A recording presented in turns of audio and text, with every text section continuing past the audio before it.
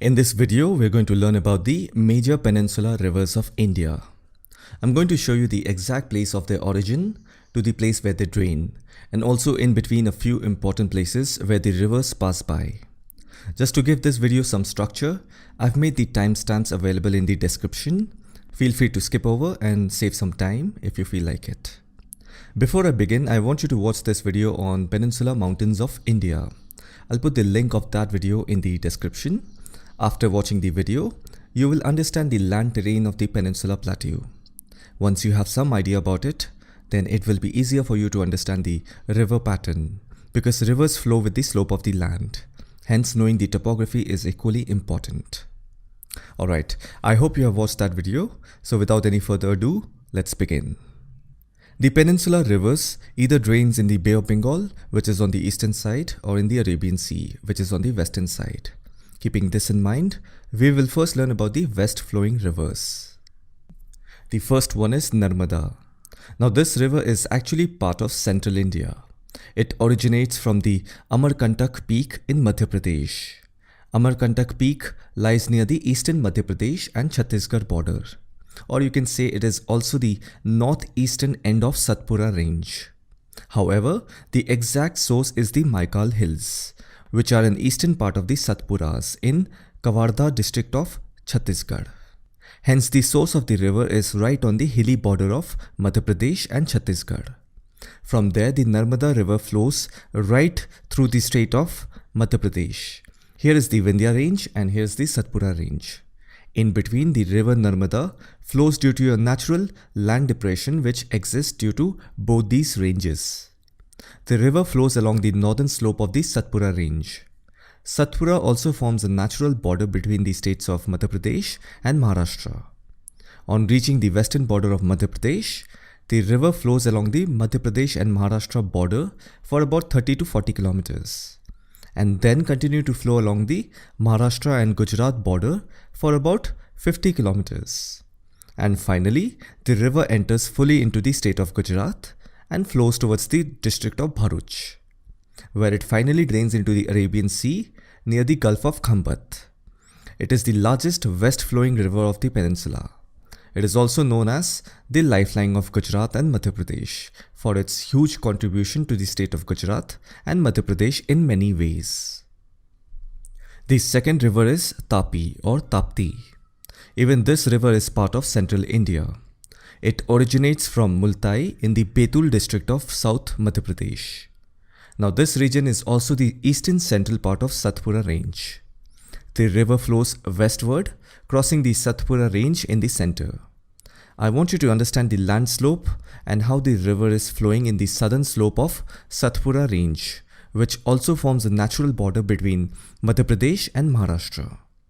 The river continues to flow along the Madhya Pradesh and Maharashtra border for about 50 to 60 kilometers and again flows back into the state of Madhya Pradesh and continues to flow around 70 to 80 kilometers before entering completely into the state of Maharashtra.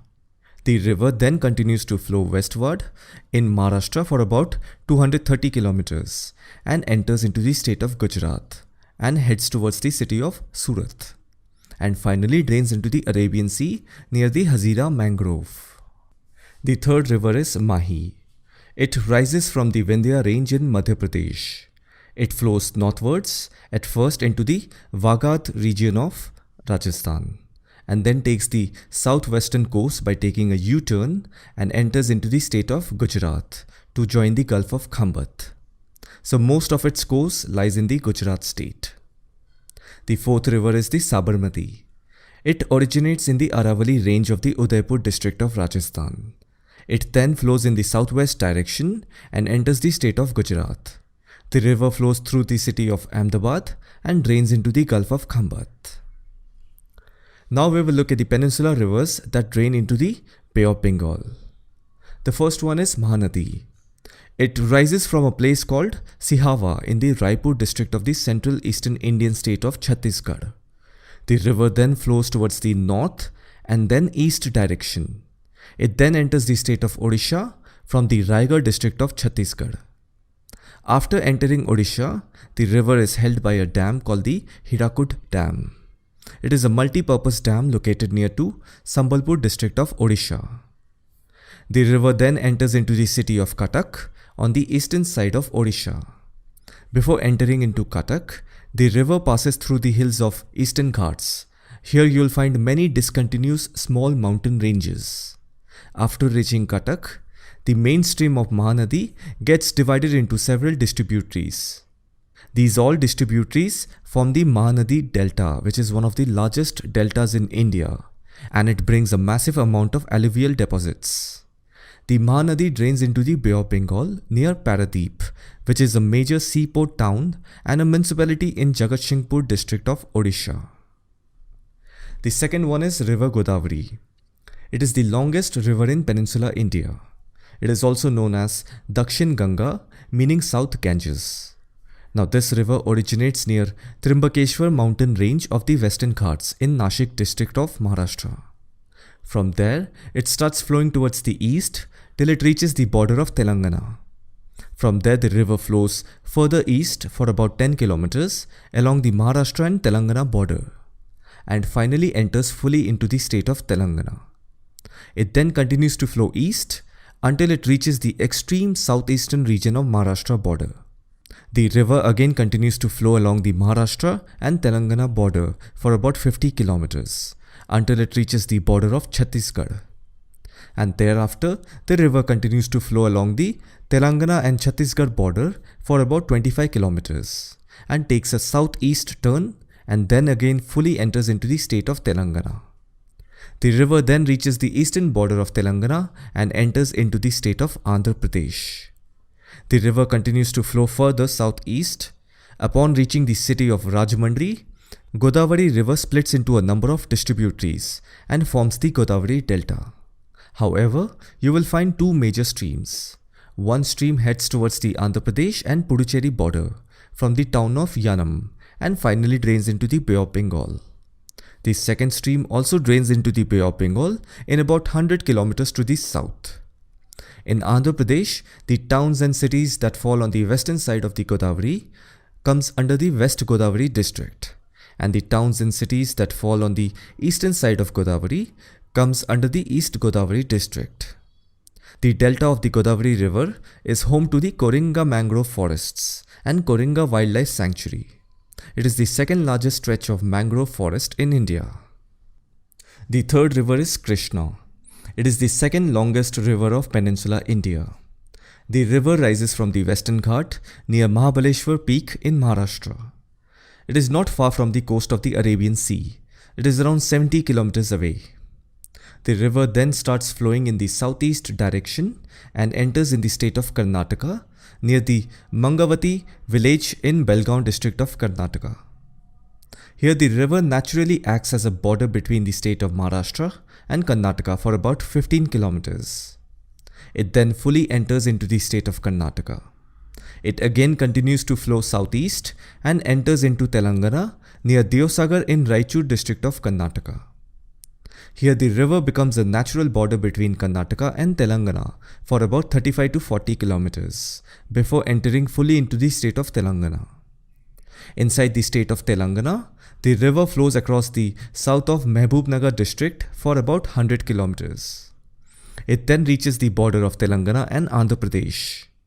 The Srisailam Dam is constructed on the river Krishna in between Kurnool district of Andhra Pradesh and Mehbubnagar district of Telangana. Now this region also consists of the Nallamalla forest, which is part of the Eastern Ghats. The river then continues to flow across the Eastern Ghats and along the southeast border of Telangana and Andhra Pradesh state for about 300 kilometers, and then enters fully into the state of Andhra Pradesh from Krishna district. As you can see, the name of the district is also based on the name of the river. It then passes through the city of Vijayawada, and the river turns into a braided channel before draining into the Bay of Bengal near the deltaic island of Divasima. The fourth river is Kaveri. Talakaveri is the place that is generally considered to be the source of the river Kaveri. It is located on Brahmagiri Hills near Bhagamandala in Kodagu district of Karnataka. This place is closer to the border of northern Kerala. It flows eastwards crossing the Western Ghats. The river then flows towards the city of Mysore through the town of Srirangapatna. The entire town is enclosed by the river Kaveri to form a river island. You will also find the famous Srirangapatna fort, which is also called as Tipu Sultan's palace, on this small river island. The river continues to flow east.